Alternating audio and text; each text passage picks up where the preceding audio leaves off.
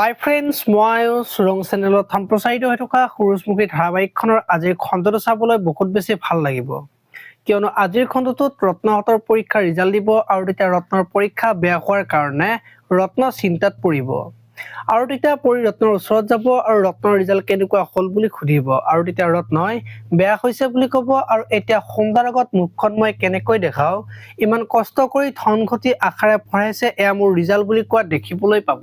এইফালে আকৌ শুনে যে দেউতাকক ঘৰলৈ লৈ গৈ ছাৰপ্ৰাইজ দিব আৰু তেতিয়া সকলোৰে বহুত বেছি ভাল লাগিব আৰু পৰিহঁতক দেউতাকে চিনি পোৱাৰ কাৰণে বেয়া লাগিব আৰু তেতিয়া শুনে দেউতাৰ গাটো দুৰ্বল কাৰণে কাকোকে চিনি পোৱা নাই বুলি ক'ব আৰু তেতিয়া পৰিয়ে মালৈ আজি বহুত মনত পৰিছে।